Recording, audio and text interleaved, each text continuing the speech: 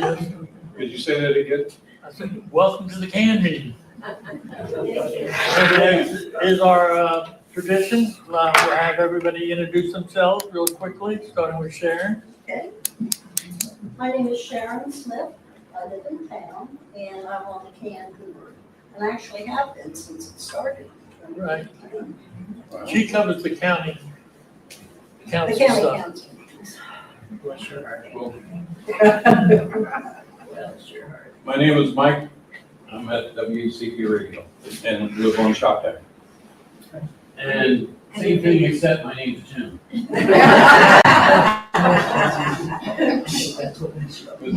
Mike's the general manager of WACP, started it, and got it up from nothing to what it is today, which is the NPR station. And Jim is the news director over there, and doing a great job with city interviews and local news, which is what we're really missing, is local news.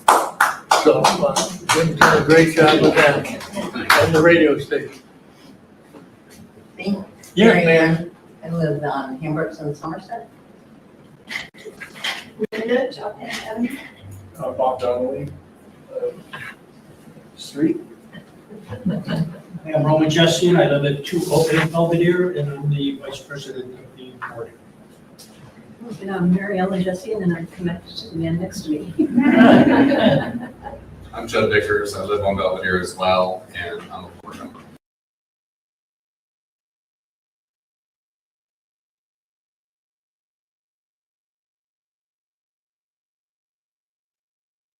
Somerset Avenue.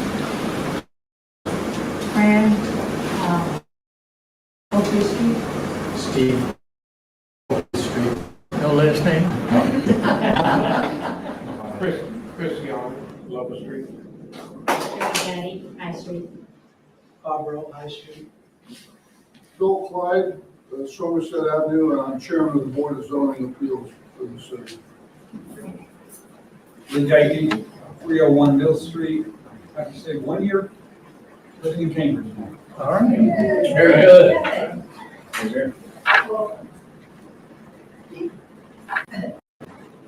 Greta Salader, Linda Street, 2 years in Cambridge. All right, Good celebrate, Love Street. April Goodman, my parents have owned a home on Somerset Avenue for 40 years. My sister has been your window clerk at the post office for 30 years. And I have had a store open in Art Gallery on Reed Street for 1 month. all right, congratulations for that. Terry Maricoy, with the Terrace. Well, we're gonna be talking about Perry in a minute. Greg Craig, Love Street. Back to Perry, he is the finance director for the city. And he was thrown in the job after the tragic death of the former finance minister, and Perry picked up the reins, last year? About a year ago. And got the budget through. And this year he actually knows what's in the budget, so it's really improvement. I'd like to say a few words before we introduce the city manager and let him talk on the budget or anything else you want to talk about.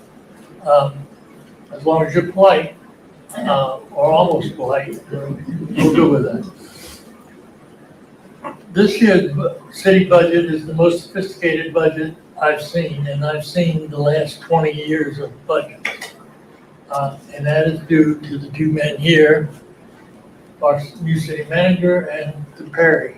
Perry's staff has a vast staff of 6 people. There's actually 4 budgets in the city: the sewer, the water, the marina, and the general fund. Each of those has 2 sides of it, a revenue side and an expense side. So Perry has to keep track of all the expenses and pay the bills. He also has to keep track of the revenue side and all the revenue flows. The general fund, when I looked at it this year, which is the main, what most people call the budget, has 44 different revenue sources. Okay, so this staff has to keep track of 44 different revenue streams coming in, either property tax or cost of license or anything like that. There's 44 different categories. Got to keep track of all that, record it, put it in the bank, and project it.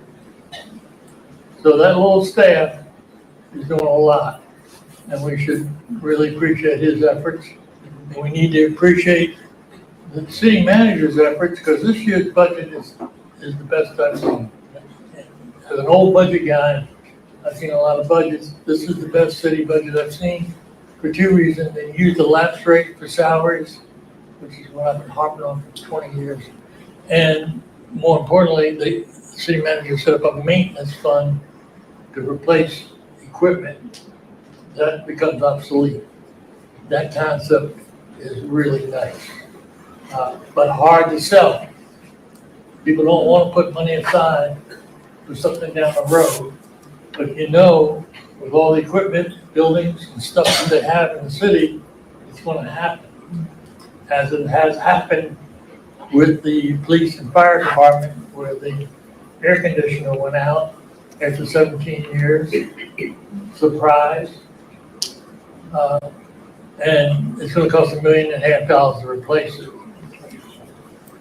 You see, it doesn't have $1.5 million because they never set up a fund to do anything about that. So they're going to have to float a bond or something like that. So I let the city manager go on with that. I really am impressed with his budget and impressed to get that through. So without further ado, I hope I didn't take your thunder too much. You didn't think I could get it, we could improve that much when I talked to you last year, Chuck. I had my doubts too, but you proved me wrong. So First- Glenn Deckman, our city manager. First of all, thank you. I have 35 years experience in this business. 10 years as a city councilman in Ocean City, where at that time we were handling budgets almost up to $100 million, and that was 20 some years ago. I have worked in communities. I somehow have gotten a specialty in working with communities that have challenges. I don't say problems, I say challenges. I started out as a circuit rider over here in eastern Dorchester County and went to Laurel, where I built the first of two wastewater treatment plants in my career. One is usually considered significant. I managed a city that was on the verge of bankruptcy in Pennsylvania, where the finance director and I were meeting on a sometimes daily basis to decide what bills we were going to pay so we could make sure our employees were paid. And when I left there, we had $8 million in the bank. We renegotiated a number of union contracts and did clawbacks. But at the same time, we also made improvements to where one time the union was saying, no, we don't want this. And their own attorney was saying, yes, you want this. This is really good for you. So I do believe in treating people, fair and equitable as much as I can, because our staff is the best thing. In Reading, Pennsylvania, we were under construction for a $445 million wastewater treatment plant and that city was in bankruptcy. And we were on the verge of taking the city out of bankruptcy until the mayor and I had a dispute. And he dismissed me, and the council, under their rules, could not put me back in place. So then I decided to do what was in my bucket list and go to Nome, Alaska. And I can tell you, first of all, I want to say we don't live in igloos. Nome was a very sophisticated town. We had two food stores. One of them was Safeway. Nome was a former air base during World War II. So we had a very nice runway that jets could fly in. We had freighter jets flying in on a regular basis. Plus we had regular service from Alaska Airlines, because the only way you could get into Nome was by plane or by boat. I'll say it was one of the most interesting and really greatest experience in my life after my wife and my 3 kids, because you're living in an environment that, God forbid, if you went 1 mile out of town in the winter months and you didn't tell somebody, you may not come back into town alive, because it could get that cold. The coldest it ever got up there for me was 35 below, with a wind chill temperature, but that was in the low, minus 50. And while it sounds harsh, the people really tried to work together. Yes, we had our fights. Yes, they had disagreements on different things. But overall, when I went in there, they had 460 unresolved sexual assault cases. And the chief that had been there and the lieutenant had been dismissed because they also had not treated a city employee properly when she said she had been sexually assaulted and never followed up on the case. Now, when I left, I had, to be a successful manager, you also have to have good staff. And I've been blessed with having good staff or being able to find good staff. By the time we had left, we had cleared all the cases out. And about a month ago, which was one of my priorities, the city became an accredited police department by the Northwest Alliance. That accreditation elevated them to where they were considered now one of the premium police departments in Western Alaska. It will make it easier for them to attract police officers. It will save the cost on city insurance. It addressed the needs of the community where they wanted updated policies and procedures, which is what these accreditation organizations do, to help make sure the organization, the police department, stays in where they need to be, their barriers, so that in 3 years from now, whoever is the city manager up there and the mayor, and they called themselves the Common Council, if they get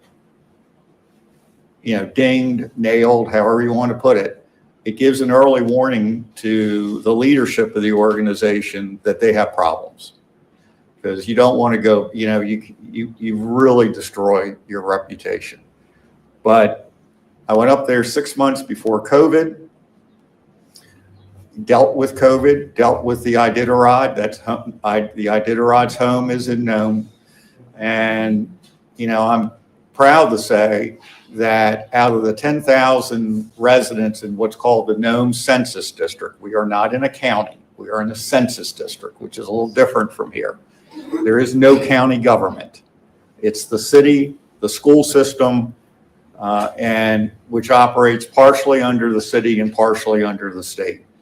We only had 3 deaths. And 3 of those people, the 3 unfortunately who passed, had underlying health conditions. I can tell you I met many a person coming into Nome, and we were telling them they had to go into quarantine. But the reason why we were so tough up there is when the Spanish flu hit, and it hit up in the Nome Census District back in 1920, 60% of all the deaths in Alaska took place in the Nome Census District. It literally wiped out communities or tribal organizations. And for those organizations, that was a huge loss of institutional memory and knowledge, because the Inupiat people did not have a written language at that time. It was all passed down. But that's my travels and everything else. And I came here, it was time to come home. At least my wife told me. She said, I can tolerate you being up in Alaska for maybe another year or so, but you really need to come home. And it worked out. I've watched Cambridge for 40 years. And I've seen successes, and I've seen, where the community's taken 1 step forward and sometimes 3 or 4 steps backwards. But I also saw when I was coming back through town after I had 250,000 air miles for my time living in Nome, I was seeing improvements on the highway, which to me was sending a good signal that something was happening positively in Cambridge. You know, it was funny, I was down here on vacation visiting my wife, and we had driven down to Florida to see family. And I actually did the first interview remote, not from Alaska, but from Florida. And then I was called that night and asked to come back in a week or week and a half. So I flew back to Nome and then turned around and flew back again to be here to interview. And then I was hired that night. So it was one of these bang, bang situations to get hired. What I want to say, though, is I know there's always negative comments in our community, but I want to give you a lot of good news. First of all, financially, we are very stable financially. Our audits are done. We have roughly $5 million, $5.5 million in unrestricted funds in the bank. We're trying to move the council to a discipline, what I call discipline, where certain monies will be controlled by an ordinance, just like the maintenance fund. Now, why does an ordinance make a big difference from a resolution? Well, if you want to go in and spend the money or take money out before the prescribed period, it requires public notice and 2 votes of the council, which alerts people in the community that the city is tapping into money. It's just not sitting there unrestricted. The next one we're going to be looking at is what we call the rainy day fund, and making that more restricted. Now that doesn't, I'm not trying to tie up all the money, but we want to make sure that certain monies are set aside and that there's thought when you have to tap it. You know, it's not, oh, I want to do this. One group of council members want to do this group one day and the other. And just so you may not be aware, the budget that was presented is the city manager's budget. That is working with the department heads, and God knows how many hours Perry and I worked with department heads to make sure their needs were met as much as possible. And then I present the budget. Then it's anybody's guess where we're going to go. You know, in this budget includes a salary study to make sure our employees are being properly compensated. It includes a study to look at our water and wastewater rates. And you go, oh my God, that means he's going to raise my water rates and might raise my sewer rates. And yes, that's going to be possible. Our bones are underground, and we don't know how bad our bones are. We actually have found wooden pipes transporting waste and water. We get regular overflows along areas along facing the chop tank. One of those we've been able to fix with upgraded pump stations. The other is we need to overhaul the Trenton Street pump station, and that's going to be quite expensive. It came in quite a lot more money than we had anticipated. It came in, and there's reasons. Our pump station is really next door to a 6-story building. So you need to drive pilings down into the ground, and the contractors were worried about disrupting the foundation of the high-rise condo building. So we're going to have to find a way to fix that so we can address that. We'll be back in front of the state asking for money. But another factor that what I'm here trying to address also is right now, the percentage of our population of low income is down to 51%. And you want people to be surviving. But once we go below that 51%, and it's going to happen, I'd be willing to bet you, in 2030, which is not that long away, not that far away, our ability to use grant money throughout the city for anything is going to go away. So that if we want to fix something for a community development block grant, we're going to have to prove it benefits the entire community, or we're going to have to restrict it to an area that has 50% or higher low income in whatever the census numbers in that area. So we have a lot of work to get done. We have a lot of work to get grants to make these improvements. To give you an idea, CWDI is moving forward. It is now meeting monthly. You can watch it on town hall streams. Typically, it's the third Thursday of the month, but because tomorrow is a holiday, we had it this past Tuesday. Chuck was there. Sharon was there. Jim was there. I'm trying to think if I'm missing anybody. Yeah. And because we're trying to create more transparency for everybody to know what's happening.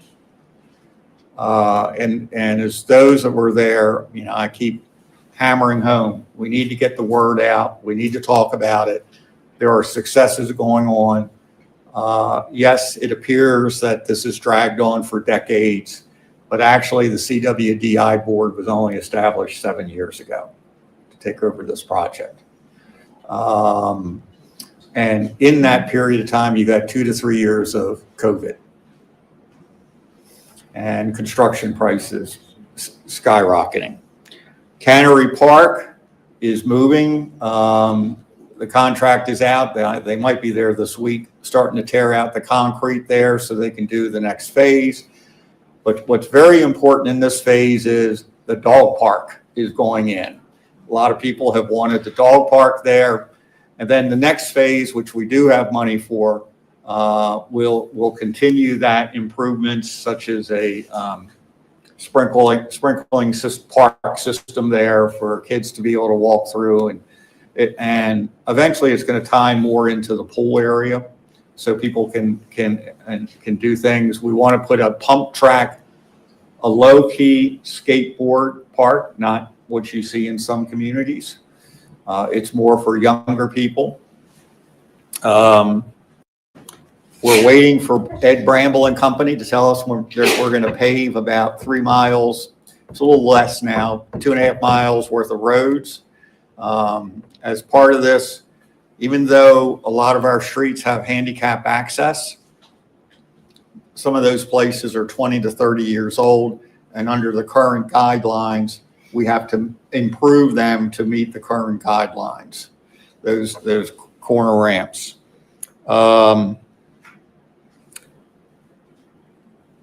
Cannery Way, you've seen improvements this year. That was just done in-house. We took down all the invasive trees that were there that should never have been planted. And I've learned a lot in my digging. I love history. Cannery Park was an urban renewal project for the city back in the late 60s and early 70s. So that park, that way, has given us a lot of service for the years. So right now we're going to be putting ballards or bollards at the one end of the street so no one can drive down it from Race Street. We've taken the trees down, we've cleaned it up. But more is going to be coming, working with Alpha Genesis. We are going to move the brick wall at least 4 feet over, because that brick wall is 8 feet in from the city property line. But at the same time, at one point, there was a building in what we call Cannery Way, but there was an alleyway, an 8-foot alleyway between the buildings. And we found the maps and all that showing that. So we're going to probably leave 3 to 4 feet for the adjacent property to be able to have some access to their back of their building. I know there's always complaints about trash cans. We put out a notice, and it was really funny that the response we got back, don't you have better things to do than go after trash cans? We have, we are working on grass cutting. And, you know, this is all over the town. I live up in Blackwater Landing, and I really don't think people have ever learned how to cut grass occasionally up there. So we're trying to clean the town up. We've been putting notices out. We've been doing the soft approach. We have a number of people parked the wrong way on streets. And we've been working on that. In fact, I was almost hit by someone deciding they wanted to go across Ray Street in front of me to park so they could get to the restaurant across in the wrong way. Rental inspections, we are moving towards having rental inspections. That's a little bit more challenging than a lot of folks realize because we don't have enough staff. So the rental inspection fees will have to go up to cover the cost of the inspectors. That should not be something that the property owners should pay. It should be paid by the landlords of those properties. That'll be being worked on. We'll be updating our fees hopefully sometime this fall as we begin introduction. Now, just so you know, we did add an inspector this year, a code inspector. So that'll give more, now person isn't here. We had to get that position filled. But we're adding a code inspector to do more inspections. We spent a lot of time at Bradford House. And then Bradford House had a fire last week. And 19 units were condemned. Now, fortunately, the new management and ownership of the property was extraordinarily responsive. So some people were in hotel rooms until they could get back. They had some rooms that actually apartments they were already working on. They moved people over there. A lot of our focus now is on Altair apartments, addressing a lot of needs. And just so everybody knows, these are HUD managed properties technically. So the city is spending a lot of time managing HUD properties. And this is not unusual. I've been 25 years dealing with HUD apartments. That is being addressed not as fast as we want it. Sometimes I'd like to just snap my finger and it be done, but it takes time. And that's where I'm going to ask everybody here, give us time. There is a lot that is going on that many times you don't see. We know about the group homes. We're waiting for the language to be introduced to council, how to help address that and define what is a group home, what is a halfway house, and all of that. But you may not realize a lot of that oversight is taken away from the city. It's in the it's not in the county. It's in the state and federal courts, not federal court, but that's the federal government's area of responsibility.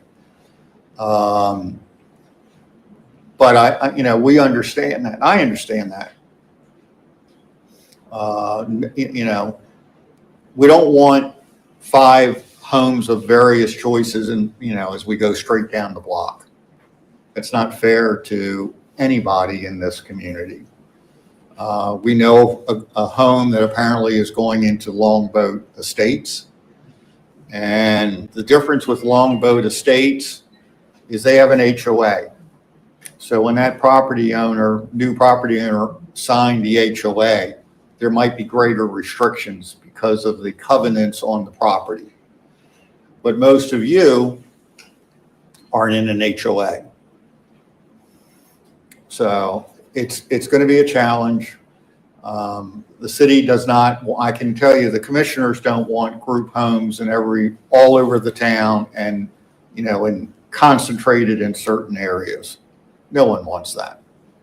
But unfortunately, we're handcuffed a little bit because of the federal government and the state government. I hate dropping that news on you. We are looking at We're going to have to go out and borrow $1.5 million on our HVAC system for the public safety building. It was not, let's put it this way. The history of that building has been explained to me, and the lieutenant back there may be able to correct me. The building was valued engineered down, and then it was valued engineered up. And I don't know when they made the decision of what type of heating and ventilation system was going to go in. But my sense is, as they were value engineering the building back up, they failed to address the HVAC needs of the building. Now, we can't, none of us has a time machine to go back. So and just so you know, I live in Blackwater Landing, we have to figure out a way to fix it. And there aren't typically grants of any sort for that type of improvement. I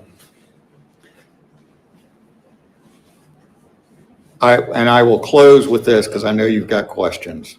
If I didn't think you had questions, I should be replaced. I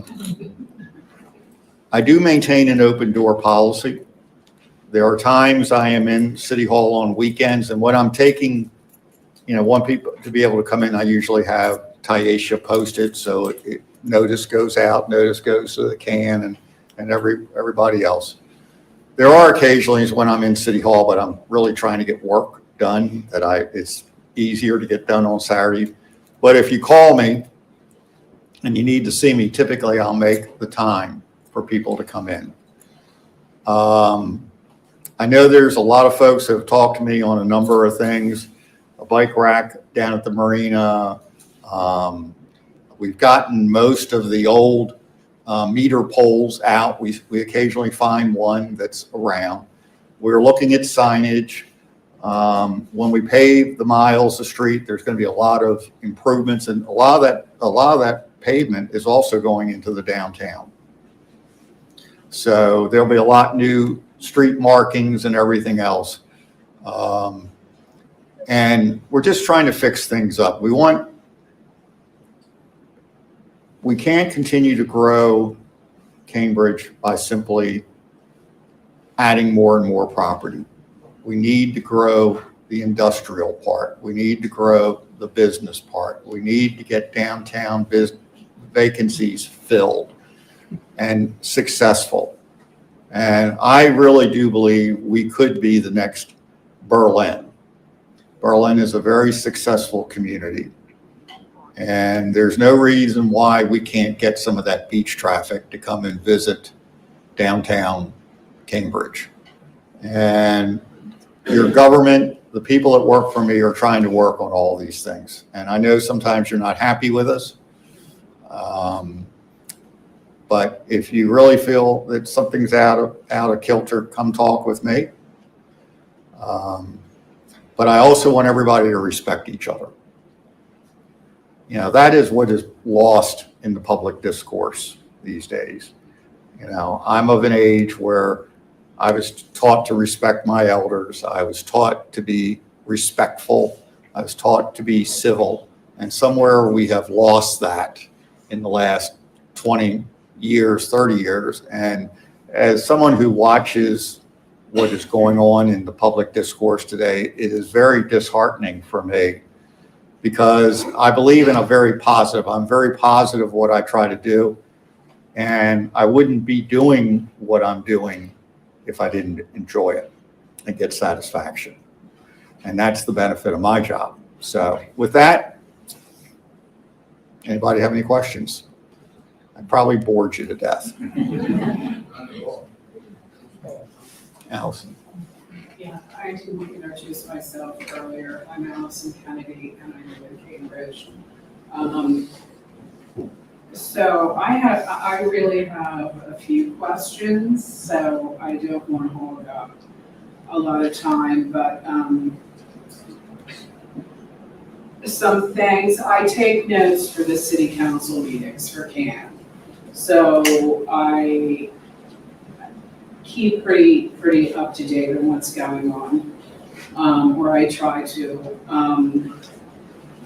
Some things are happening this summer and in town, I think you said that you're starting on the North Star Village, is it, this summer? I'm not so sure it's going to start this summer. They want to try to get it started. They still have to get their completed funding together. What is it? What is North Star? North Star Village is behind an area that is actually next to the Cannery Way development that we're doing. That's where the Harriet Tubman mural is. An idea was conceived by former Secretary Holt of DHCD to invest and to make this an attraction in the downtown area. We get, and I know that's not the entire answer, but if you don't mind, I'll answer Sharon too. The idea is to help make this an attraction. And North Star Village is to make a small recreation of where Harriet Tubman lived. Is And that a city project? Is that funded by the city? I thought that was an Alpha Genesis project. that is an Alpha Genesis, but they are our neighbor. We also need to fix Cannery Way, which is, I can tell you, is the biggest trip hazard I've ever seen.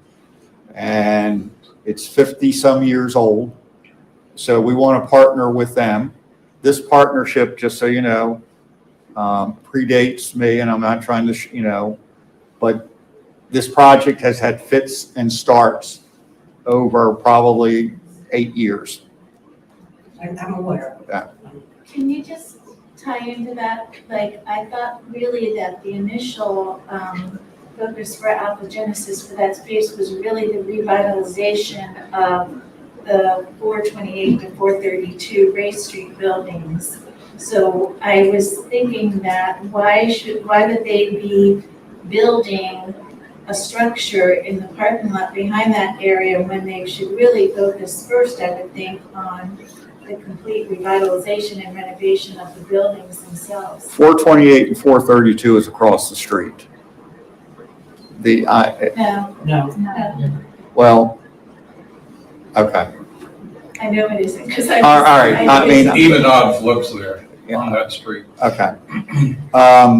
I don't have that information. Alls I know is what has been presented to me was a plan to take the back end of that building, which they own, and they own the road, the property behind them, the parking, and to recreate this and to develop office space inside the building.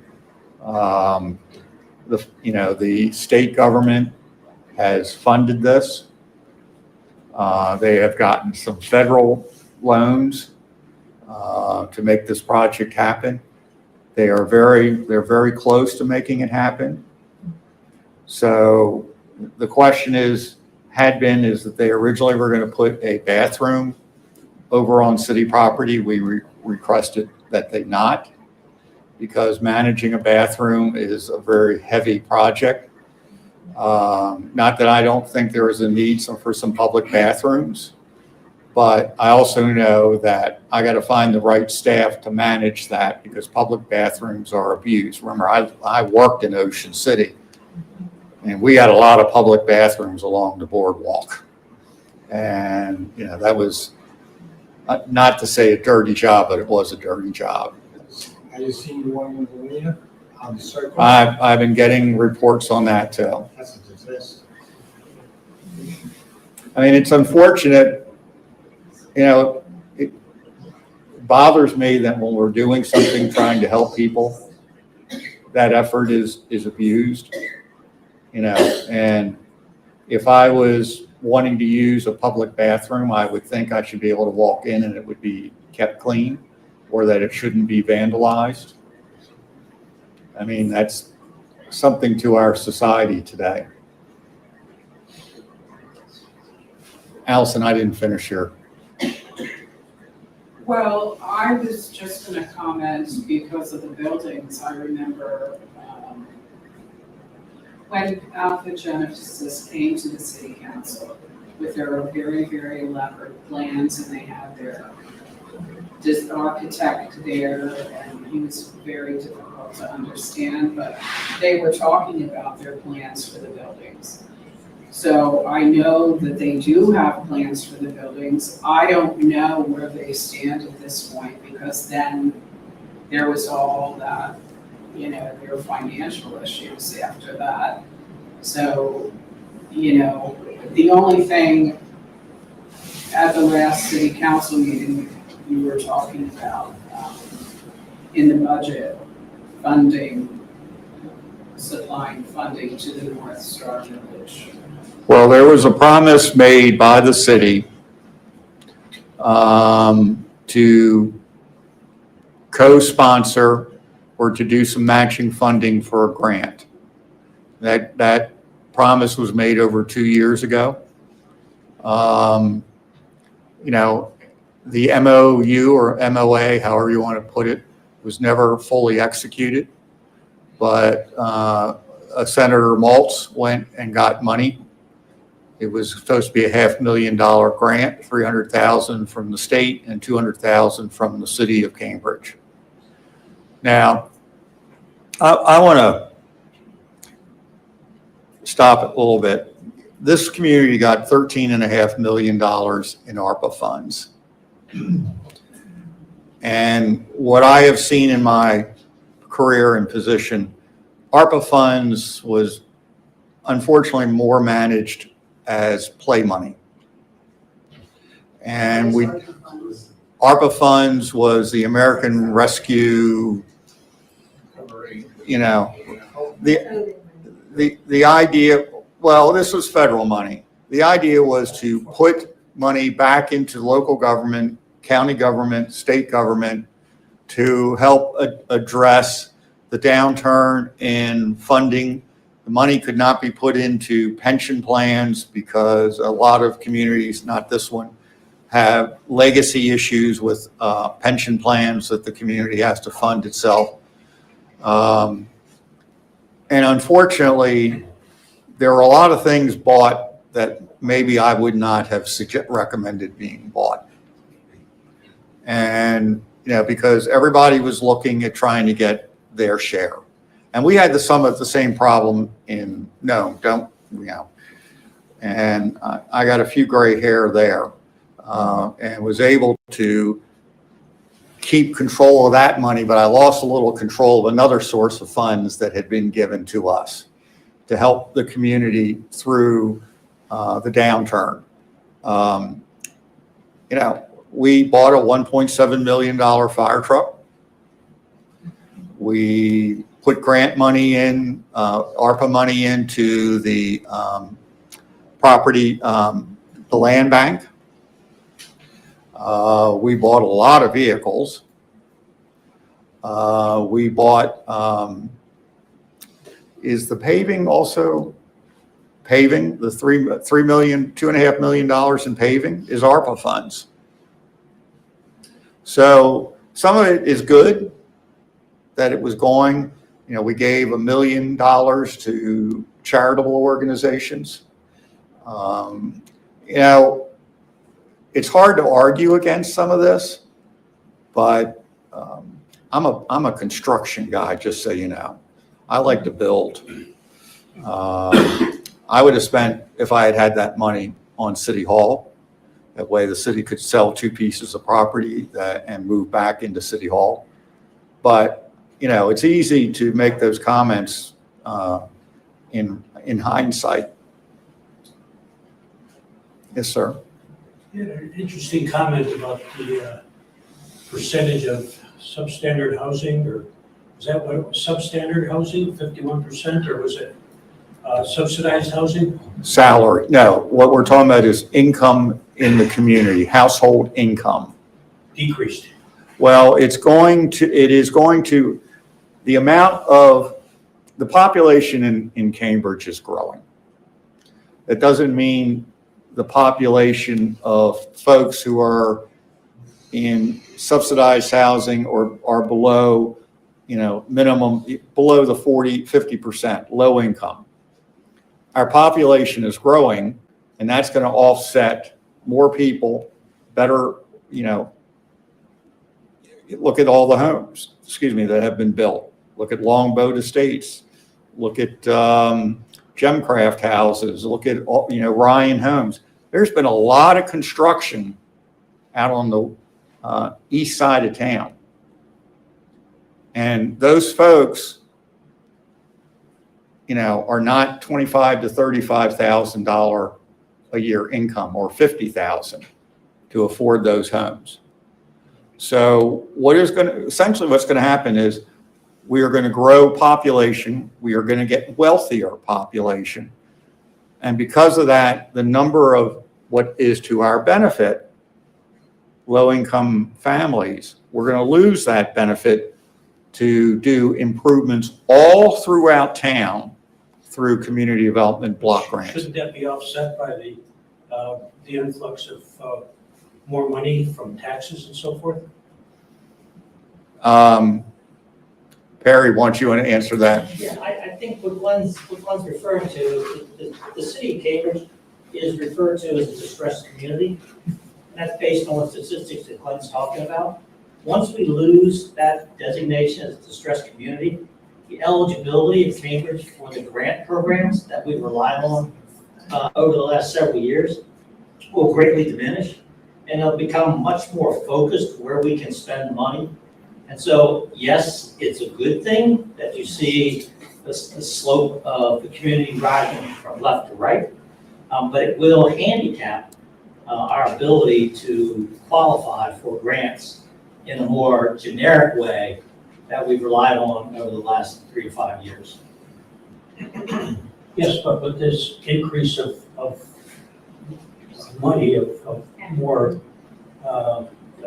substantial housing, then you should have more tax money coming in. You won't It should offset. You won't replace the loss to grant revenue with property tax revenue. Take Hyatt, for example. We'll get, with the Hyatt development, when it's fully developed, we'll get an incremental increase about $1 million in property tax.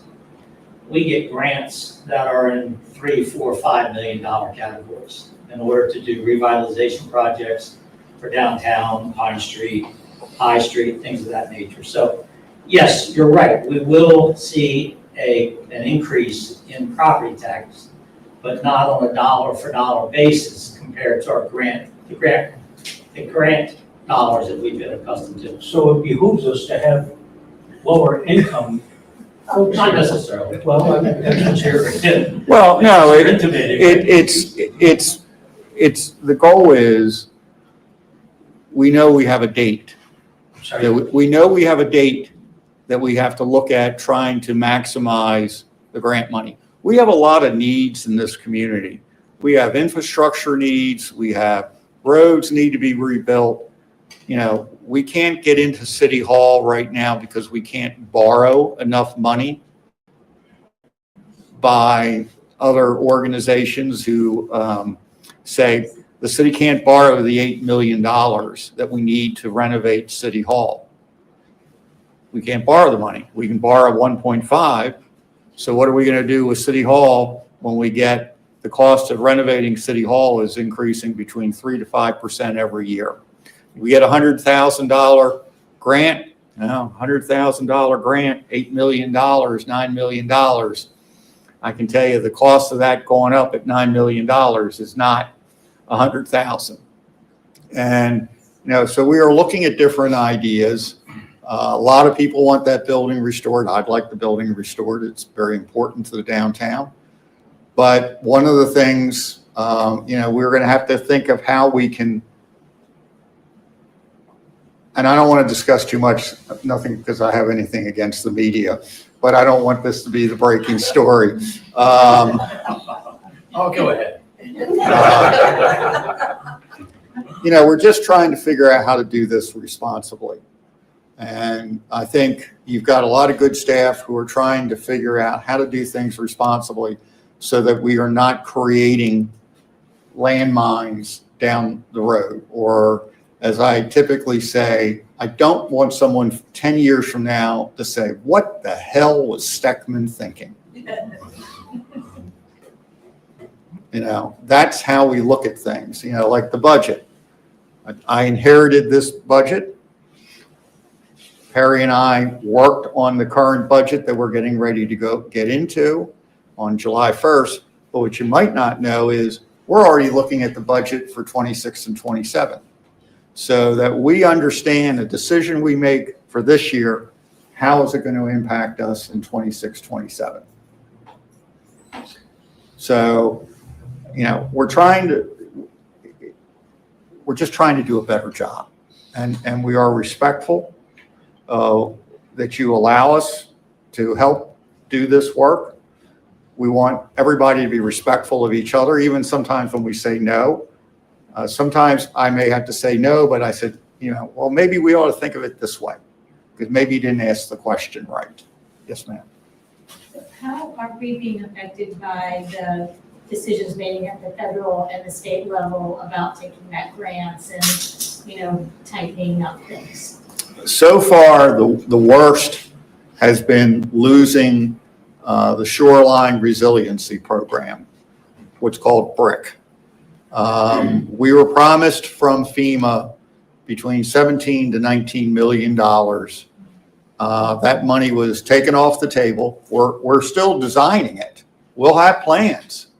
Hopefully, someone in the future is going to help fund us to build that shoreline so that it helps reduce the amount of damage from what may become a normal storm event. And you don't hear me talking about climate change. Cambridge is sinking. We are sinking.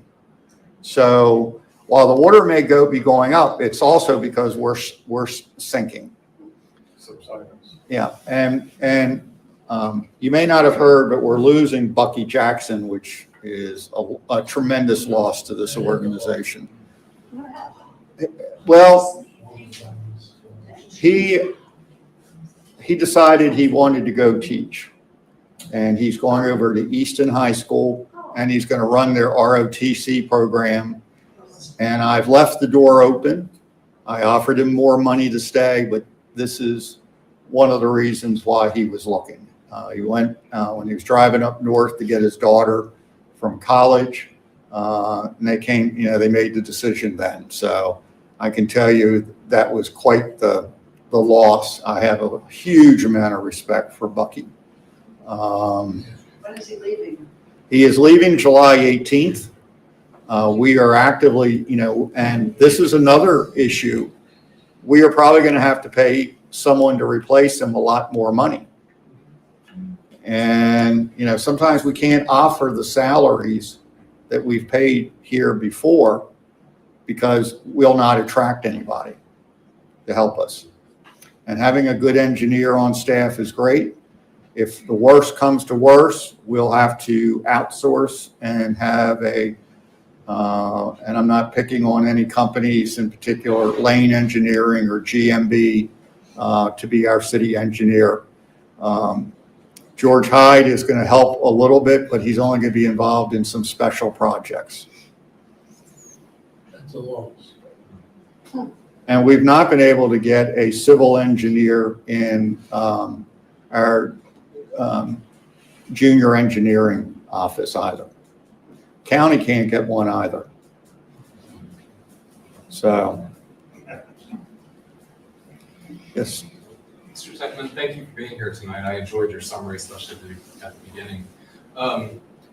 There were quite a few people that are at HPC tonight. Yes, I was just over there and I came back here. And one is my friend Barb Knapp, and she asked me to ask a couple of questions on her behalf, which are also important to me as well.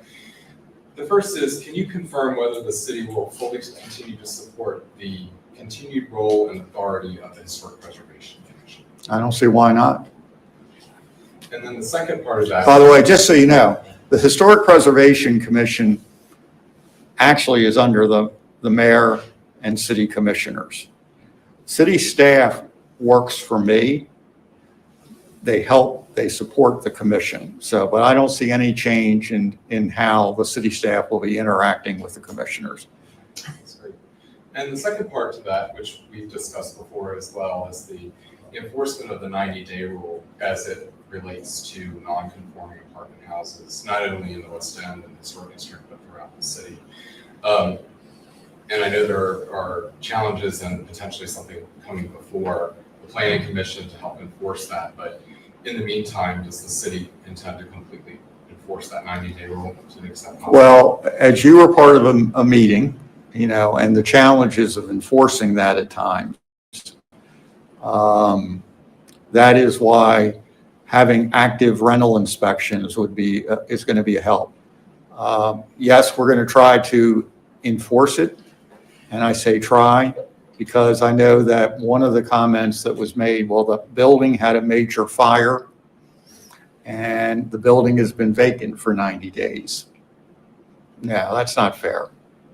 You know, as long as the building or the owner of the building is moving with the insurance companies to get the repairs done, and you know, I've been involved in communities where a building is burnt down or burned down substantially, and it takes, you know, unfortunately dealing with the insurance companies are a big problem. We also have to be, you know, we can't go by what someone says. I'm sure you're all very honest people, but we have to see it. It's sort of like the lieutenant, sometimes there are crimes the police officer actually has to see before he can enforce the law. So we have to see it. And then the clock will be ticking. Now, and I know there's been discussions, well, the building was under repair on one building. I'm well aware of that discussion. I think the one interesting thing that was missed in that discussion was, where's the fire marshal? How do we have 3 apartments in a building and have no fire escape on the 3rd floor?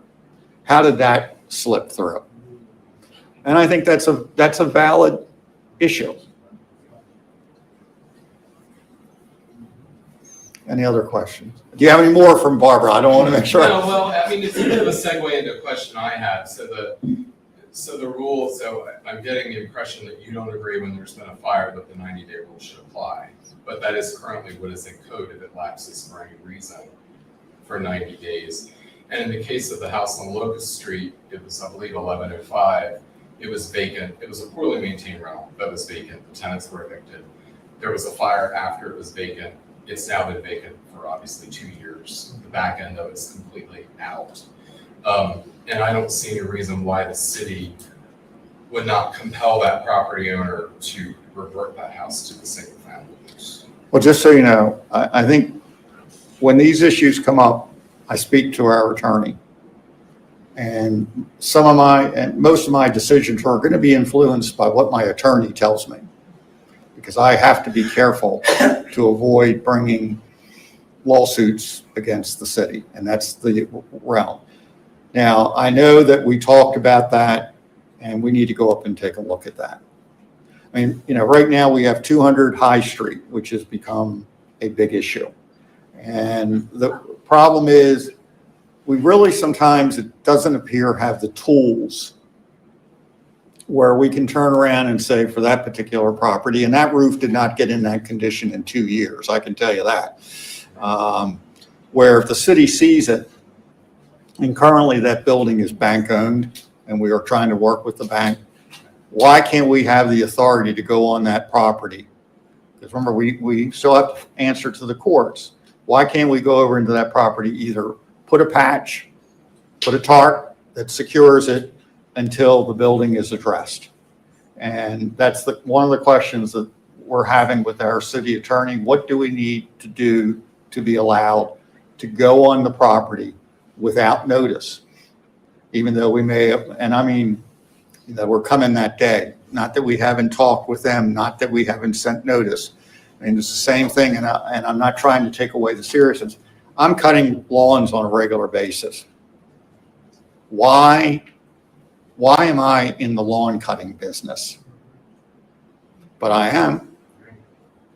So if we're going to be in the lawn cutting business and we're repeatedly citing someone, why don't we just go mow the lawn every 2 weeks and it will be done?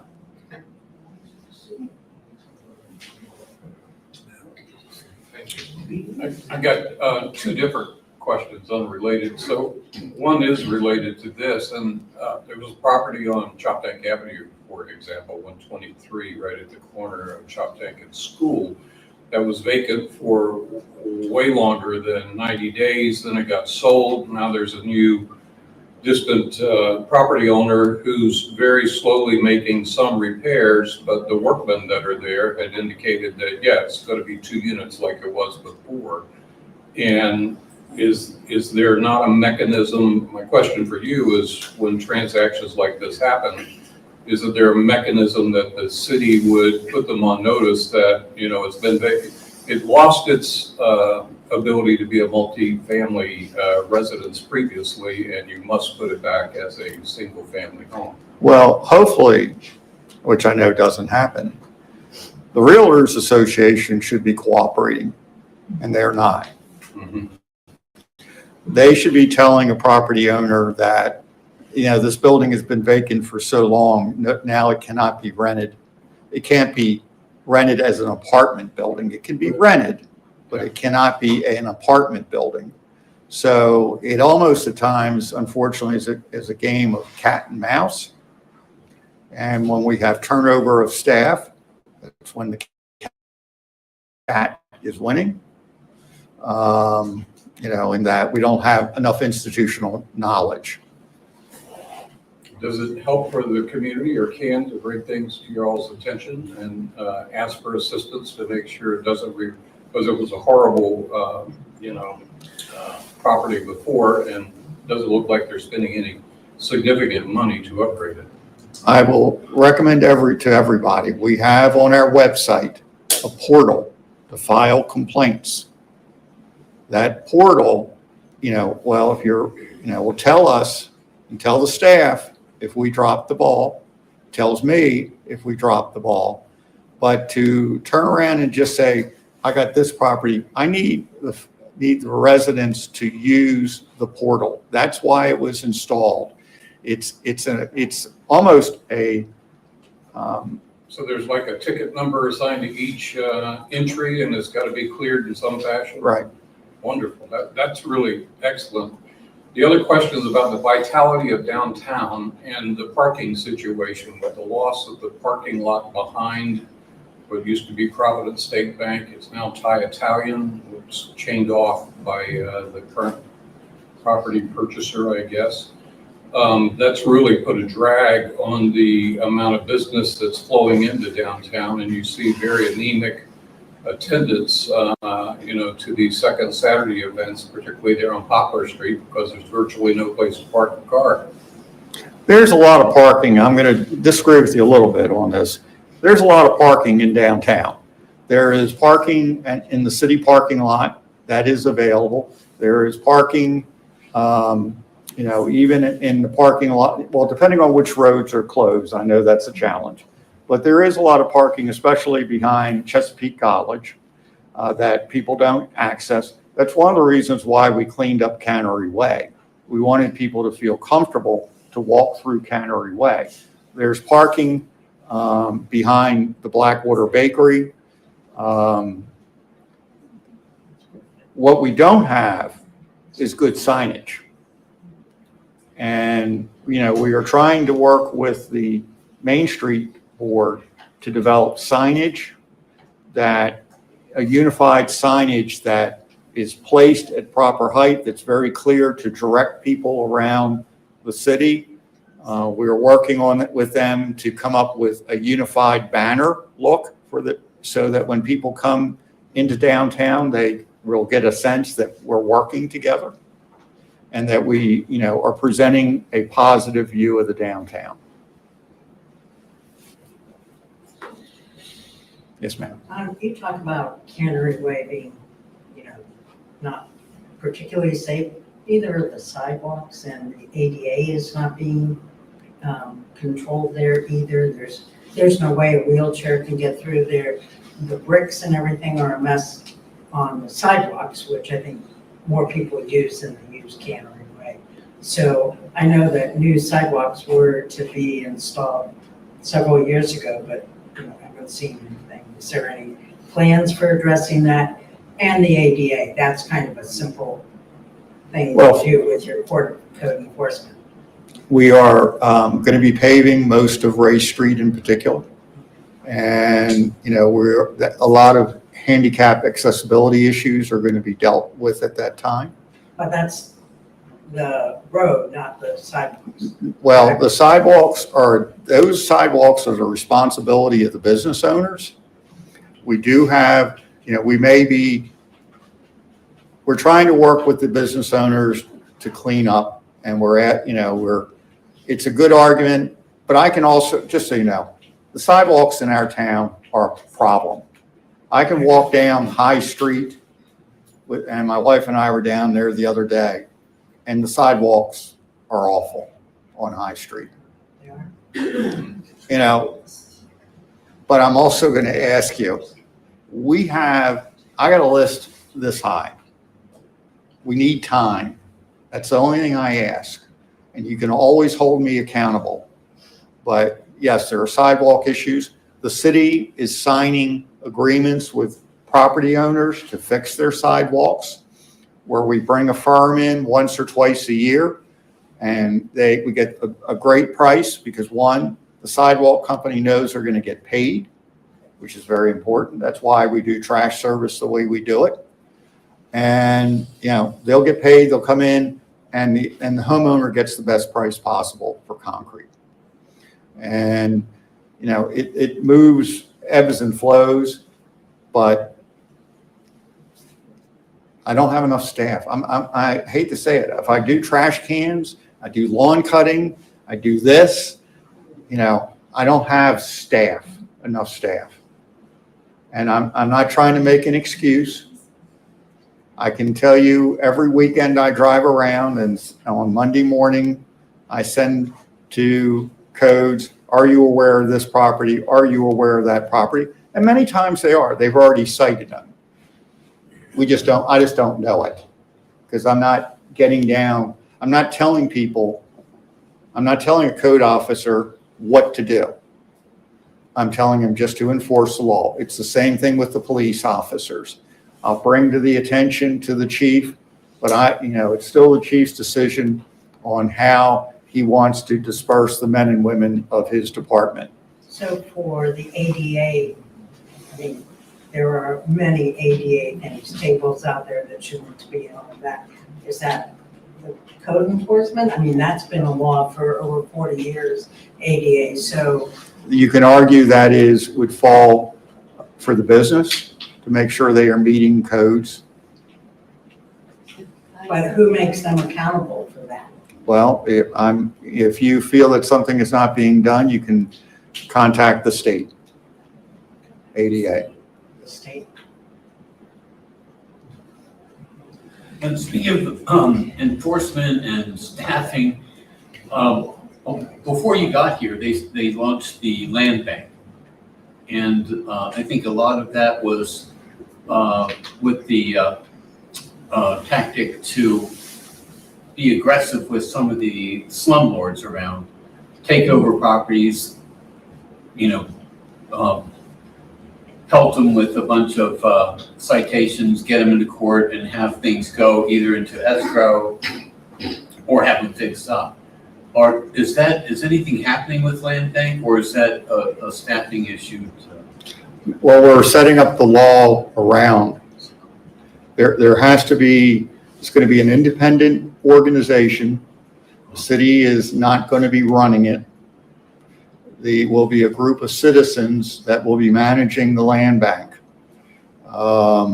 That's ideally the way that it's like almost an enterprise fund of some sort. We're working with our attorney. We're looking for a law firm that is familiar with setting up the organization and the operation, so we are in compliance with Maryland law. I believe we are going to be one of the first land banks in Maryland. This is new to you all. It's not new to where I've worked before. One of the challenges that Cambridge has is they were rolled out strict rental inspections years ago, and then they rolled it back. So now we're in the process of getting ready to roll it out again. In some communities, I said, They had it for 15, 20 years. But I will say there is one liability to that. And people don't realize this. When I was working in Easton, Pennsylvania, we had a terrible fire.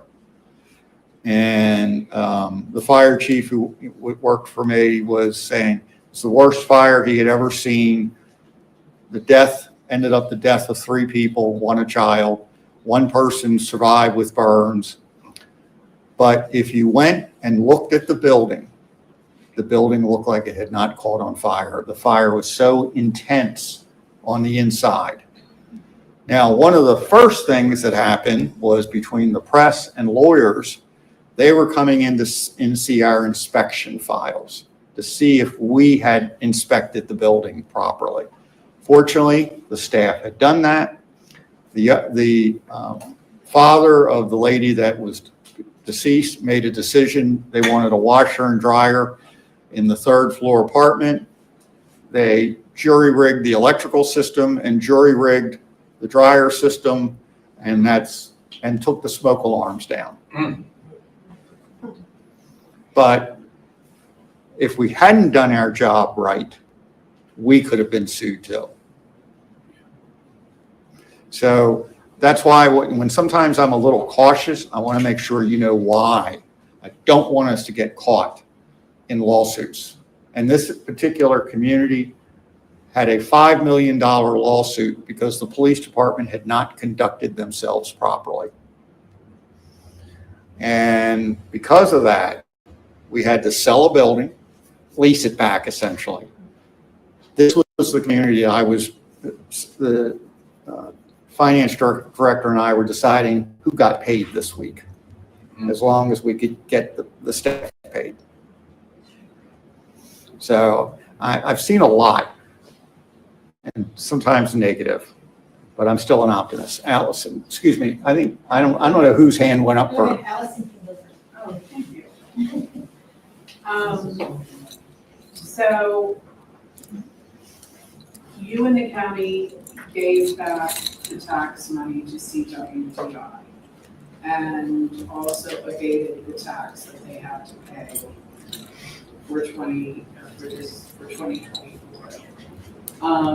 I'm just really curious why you did that. I mean, I did ask my commissioner, and his response was that because it's like the city taxing itself. But I don't really understand that answer, so I would love to hear what you have to say, honestly. Well, the CWDI, while it is an independent organization, it is also a child of the city, the county, and the state by their incorporation regulations. The state, because it's considered a development organization under state code, they will maintain the property tax on it. It really should be almost being treated as a nonprofit because they're developing the property for the city, because we're trying to increase the tax base and the view and all sorts of things. So they went to the county and the county wanted to do it. I didn't have a problem with doing it because if the county's going to do it, I don't see it as a problem with the city. The goal is to get money back into the organization. They have operational costs because they have to pay insurance. I think their insurance bill alone is $40,000, $44,000. They are, they have a match to a degree on the promenade going in. They don't have a lot of income coming in this year because if you haven't noticed, you haven't seen a lot of cruise ships in. We are going through a what I call a down year with cruise ships. We have been told they're coming back next year. So that's a revenue loss. When they put these improvements in, they're going to be paying electric bills. Now, I don't want to see money spent on lawsuits, and that's why we went through all this. That's why the board has been changed. I wasn't here for all this, what happened. but I know the county manager and the city manager are on, we are ex officios. And I also want to say, I didn't know if Jerry was going to show up today because he was telling me he was talking about it. The county manager and I meet at least once a month, if not twice a month. So we're trying to build a good relationship with the county and the city. And it's because of that relationship and because of trying to make sure our elected officials didn't explode during the tax differential. That's why the tax differential was maintained. Okay, Wait. one more question, and we don't wanna, Can I make a commendation comment? May I? yes, but We'd be remiss if we didn't thank you for the initiative on the street sweepers coming down the streets, the little door tags that we got saying, get off the street so we can clean it, please, is really welcome news. Thank you. We've also got a street sweeper now that can go up on the sidewalks in the downtown area to help maintain downtown better. Oh, we got one more question over here. What are you gonna do with the radio station now that the project with the river is dead? You're buying the radio. Well, first of all, we're gonna take we want to take the tower down. It will not come down. We were hoping to try to get it down this year. We're looking for grant money. Just so you know, there's a lot of liability with that tower. Oh, yeah. Yeah. We have to make sure the light stays lit. The fire department has expressed an interest in the building itself. But there are no plans at all, other than we want to get the tower down. Is there any thought that once you get the tower down, to sell the station? Someone might want to buy it as a home? I would have to see how the agreement, that was not bought with public dollars, that was bought with grant dollars. Okay, so one more question, I think this lady has, I just had a simple question. Now that I've sat through your whole meeting, am I an interloper? Like, do you have to be a property owner to be at this meeting? No, Okay. you can be anybody. Anybody, okay. And some of these people are just anybody. Oh, okay, thank you. ma'am. Yes. Can you talk about what's being done to help our low-income neighbors in the Pine Street area? There's condemned houses over there and, you know, of course it has lots of issues, but are there things? You've seen a lot of, you've seen a lot of homes going up through Habitat. You've seen some homes over on Douglas Street. There is Chesapeake coming. So there's a lot of homes being built that are going to be affordable enough that a person who is residing in that area should be able to afford. Some of them may be, I don't want to say subsidized, but the state, and I think it might have been Secretary Holt, was responsible for helping for those 4 or 5 houses being built on Douglas. So there are homes going up there. Yes, code enforcement will help. You know, things, you know, unfortunately, it upsets me when I go in. Look, when I go into homes, look, I've walked into a home, not here, but in another community, and I glanced out of my left eye and I thought the wall was moving. It was. It was bugs from top to bottom. You know, or I went into a house one time. I still haven't figured out how they got the furniture up in the 3rd floor, and they had to drop steps that people were renting that apartment. Here we have problems in one community that we're dealing with is mice, and you know I see all these pictures, you know, and mice like to chew anyway, and there are holes in the wall. We just got a property owner to finally fix a rental house that had a hole in the roof for 6 months. And I basically told him, I said, I don't mind, you know, I'll take the fine away because I want you to spend the money to fix the hole. You know, and that's what we're going to try to do is, you can fine people to death, but if you're not getting any action, and then they go to court, and the court, always is relatively supportive of property owners, even though they may be in the business of renting property, it gets delayed and gets delayed. And then the staff gets dispirited because of that. So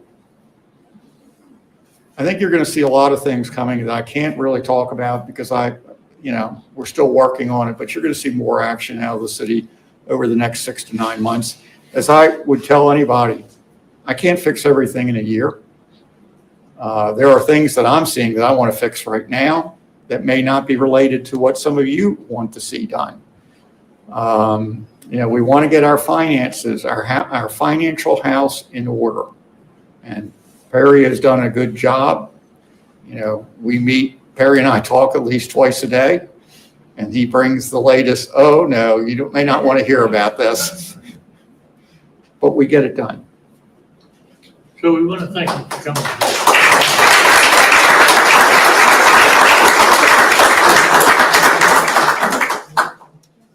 Jan likes to support the city, and we hope our unofficial notes are well accepted. And we like to put out bulletins of what the city's doing. So we're committed to that. But we really thank you for coming tonight and for what you've done. And I love the budget. So. Have a cookie. Okay, thank you. I'm going to go home and have dinner with my wife. You can take her. Yeah.